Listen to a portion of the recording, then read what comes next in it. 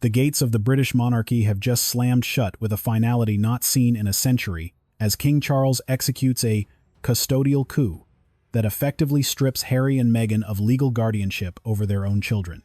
At precisely 7:46 a.m., on the 31st of January 2026, the Crown activated the nuclear option, declaring its most unambiguous institutional repositioning since the abdication crisis of 1936. This is no longer a family feud. It is a full-scale institutional reclamation of the Windsor bloodline. But what could drive a grandfather to sign a directive that essentially erases a mother's rights? The answer lies in a high-stakes betrayal at a high-profile forum in Dubai, where Meghan Markle reportedly attempted to turn the royal brand into a commercial empire without the palace's consent.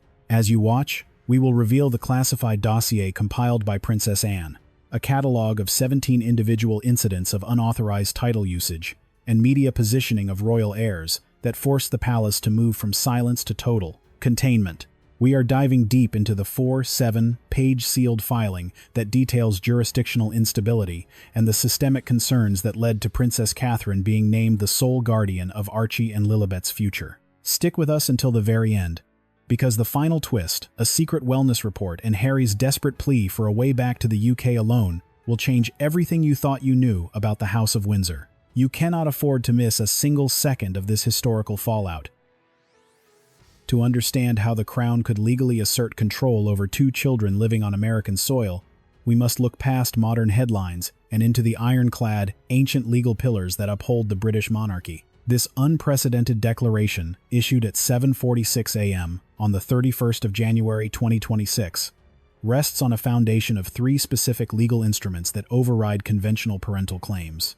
The first is the Succession Clarity Protocol, a mandate activated in early 2026 requiring that any royal heir under the age of 16 must maintain verified institutional guardianship if parental misconduct is documented.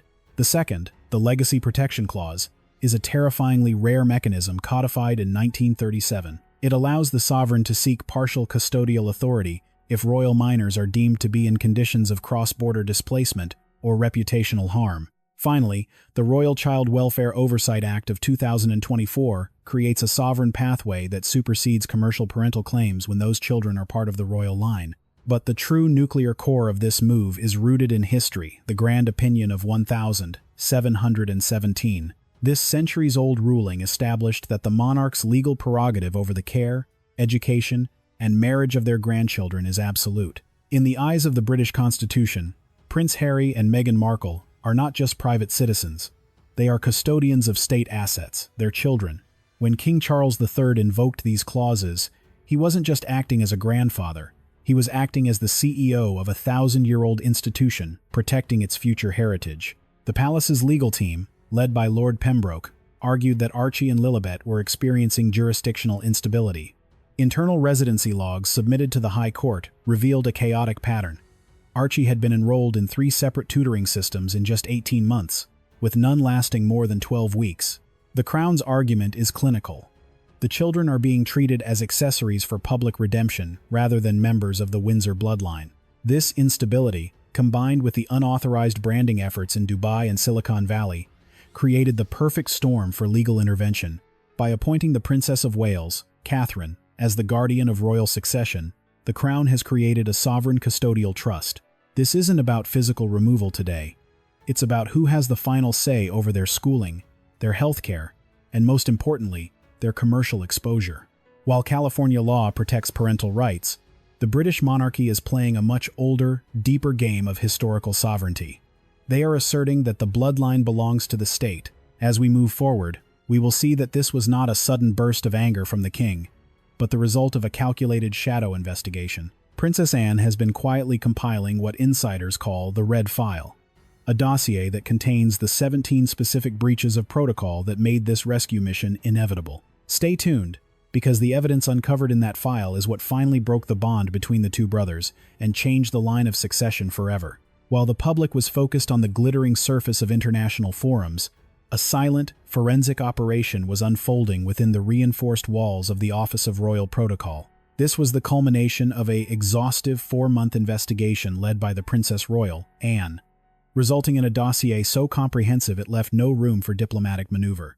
Known internally as the Red File, this 47-page document catalogued a systematic pattern of unauthorized branding and institutional erosion that the palace could no longer ignore. The investigation focused on a disturbing shift where royal heritage was allegedly being converted into a commercial commodity.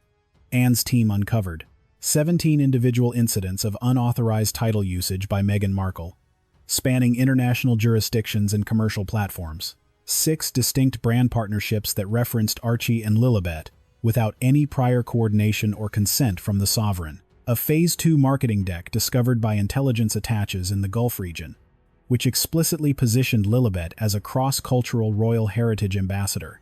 Projected revenue streams in these decks suggested that by 2028, the children's brand was expected to generate 7-figure annual endorsement income. The most damning evidence, however, was found in the cold trail of financial records.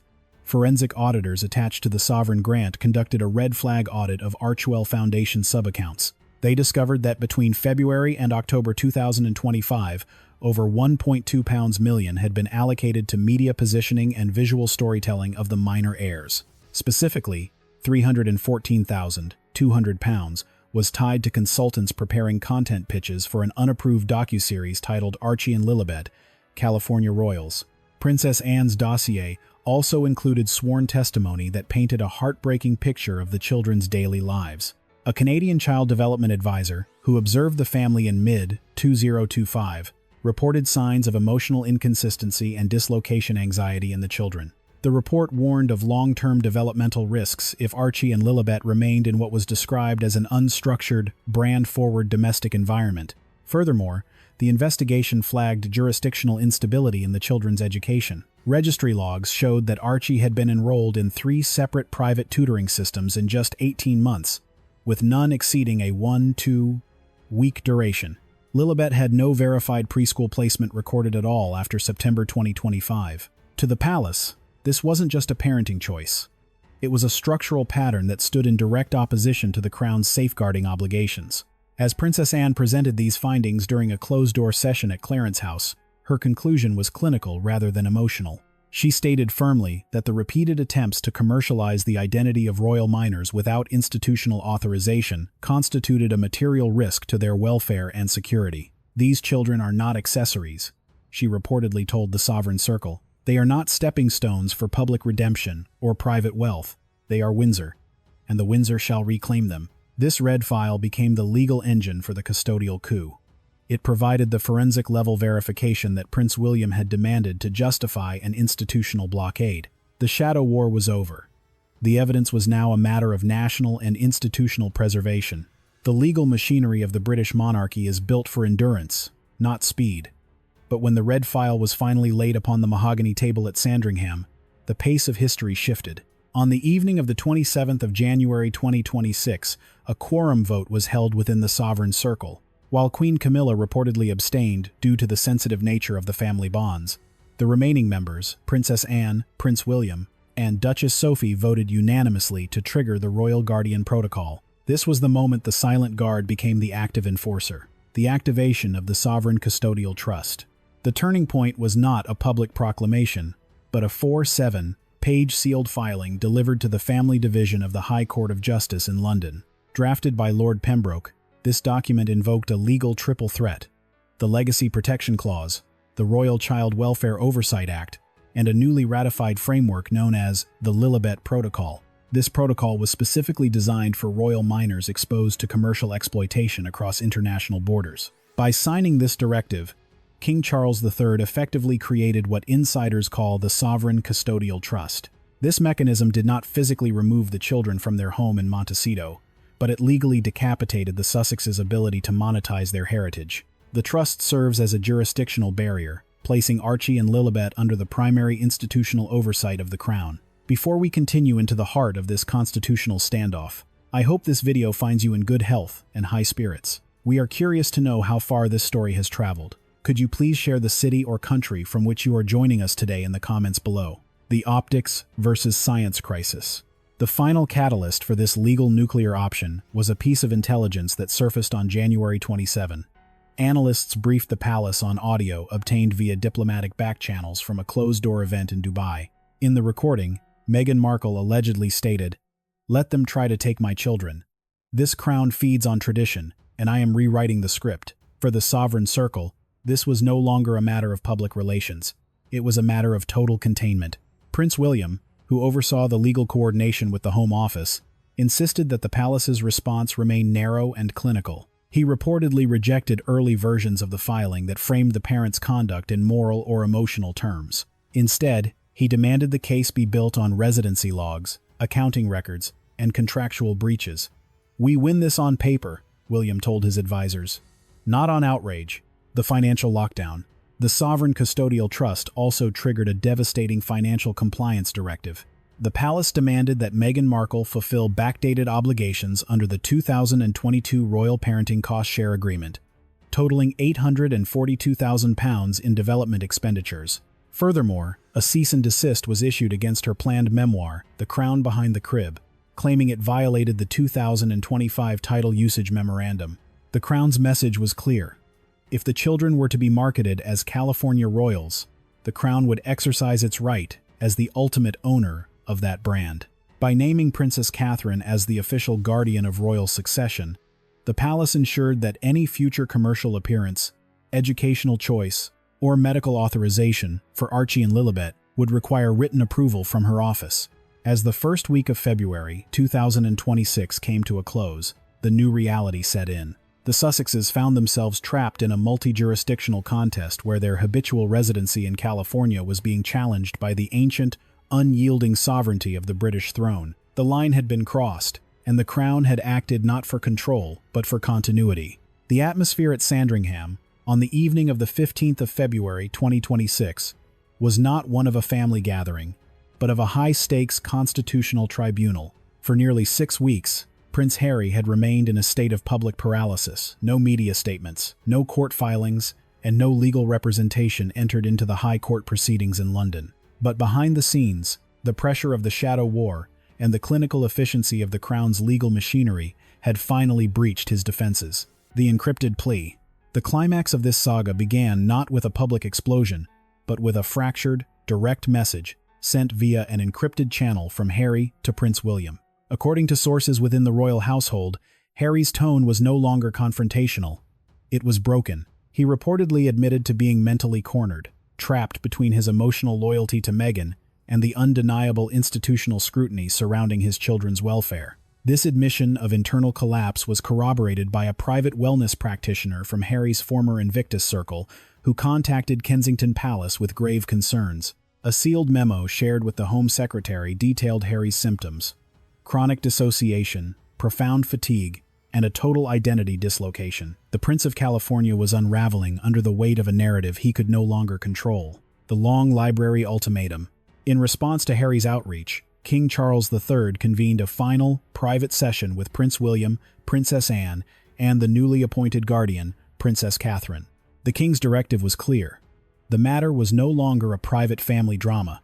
It was a structural matter of legacy security. Princess Anne, ever the enforcer, remained uncompromising, insisting that emotional fragility could not override the Crown's duty to protect the children's future. At precisely 9:35 p.m., King Charles signed the definitive instrument of this crisis, the Heritage Sovereignty Clause. This rarely used constitutional mechanism, last activated during the 1949 reforms, reaffirmed the monarchy's absolute authority to appoint a permanent guardian for royal minors when biological parents are deemed unfit, unavailable, or in conflict with institutional integrity. With one stroke of a pen, Catherine's guardianship was moved from a temporary petition to a permanent, sovereign mandate. The rescue versus the exile. The confrontation reached its peak when the details of the reintegration plan were presented as a non-negotiable path forward. Prince William, speaking not as a brother but as the future king, delivered the final ultimatum. Harry was offered a sealed path back to the United Kingdom, a way out of the media-driven domestic environment in Montecito. The plan was brutal in its clarity. Institutional custody. Archie and Lilibet would be placed under the supervisory power of Princess Catherine, governing their education, healthcare, and travel. Commercial moratorium. A total ban on the commercialization of royal minors, including the immediate cessation of all merchandising, publishing, or promotional projects involving the children's likenesses. Financial compliance. a demand for the transfer of all intellectual property profits derived from the children's names since January 2023 back to a protected trust. According to palace insiders, William's final words to his brother were, "This isn't exile. This is a rescue." The Crown was no longer negotiating for Harry's approval. They were reclaiming the next generation of the bloodline. Harry, reportedly collapsing after reading the final decree, faced a choice that would define the rest of his life: stay in California as a passenger in Meghan's script, or cooperate with the institution to save his children's royal identity. As the meeting concluded, a final public statement was drafted, containing 7 words that drew a historical boundary around the Sussexes. No further commentary shall be issued. The Crown had spoken, the structure was set, and the rescue mission for Archie and Lilibet had officially begun.